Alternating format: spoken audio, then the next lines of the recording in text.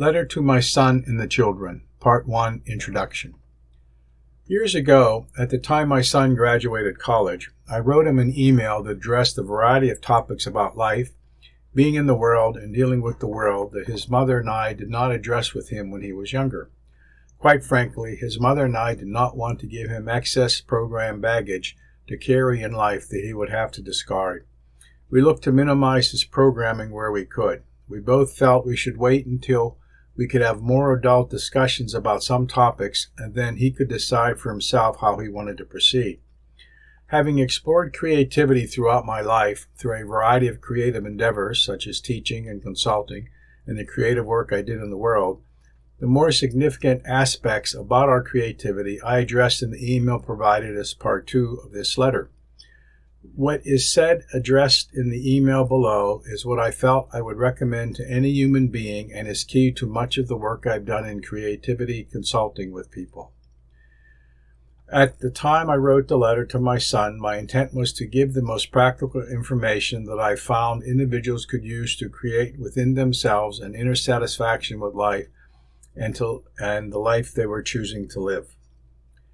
Being advanced in age, in the same way I wrote fatherly advice in the letter to my son, I felt I should offer some fatherly advice about our creative power and creative ability to the children. I felt I should communicate to the children some of the difficulties I have seen people face relative to their creativity and suggest possible solutions for those difficulties before I leave this life. I felt it was time to start talking about where we do not go relative to our creativity, for otherwise we end up creatively disempowering ourselves. What I originally said in the email was unchanged and can assist one to create an inner satisfaction with life and the life they choose to live. But because of how the world has changed since I originally sent the email to my son, I felt it appropriate to provide a starting point for a deeper exploration into one's creative power and creative ability for one to be able to better address all the changes happening in the world. So I've expanded the information and recommendations at the end of the original letter to my son. Before moving on, you may ask, who are these children to whom this letter is addressed? The answer is, I truly don't know. I have no idea of who they are as individuals, but I know what they are here to do. In 1987, in the process of turning down a job offer related to fixing a variety of nuclear safety issues, I heard a voice sorrowfully ask, "Who will protect my children?" After hearing the voice, I said I would take the job.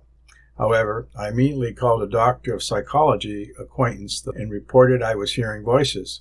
In discussion with her, it was decided I experienced what is traditionally called a calling. So off I went thinking I was going to protect people from the effects of nuclear radiation, a seemingly straightforward enough task.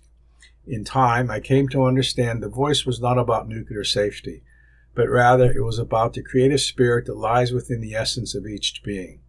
This creative spirit is experienced in our heart, and it is expressed and experienced as a heartfelt creative passion to act in the world. What I came to clearly understand, this creative spirit is the offspring of the Creator, is the child of the Creator. Exactly who and what this Creator is a topic for a different discussion, and is not what one may think at first it is. This creative spirit is experienced as a heartfelt passion which catalyzes us to act in the world.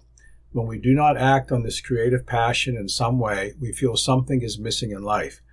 If this creative spirit is unexpressed, we may feel life is not worth living, or we feel a deep pain and we are trying to numb, often leading to some type or kind of addiction. The children are those individuals who are willing to embrace their creative power and take responsibility for being the creator that they are, and take responsibility for the life they are creating. This letter is for those creators who consciously choose to step into their creative power and creative ability to create a life worth living. A life worth living is so rich and full and internally satisfying that if you died in this moment, to find out you will spend eternity doing what you're doing now, your life is so rich and full that you could spend eternity exploring it with complete inner satisfaction. This information is not focused on creativity as it would be marketed to individuals or corporations to access creative insights for success in the external world, however they define success. It is not about learning techniques for what people call creative, such as drawing, writing music, writing, and the like. Rather, the focus here is different. It's more about creating an inner world and seeing how that inner world gets reflected in the outer world. Now, the purpose of this letter is to introduce three things. One is the depth and breadth of our creative power available to us as a human being. The second is why so many individuals seemingly cannot create what they desire and the perceived limitations about our creativity.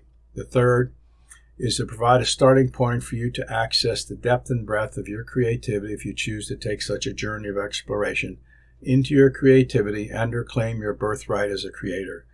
It is hoped that what is presented will enable you to embrace the deeper aspects of the creativity available to you. The goal is not about me seeking to educate you on your creative power, although that probably will occur to some degree with this effort.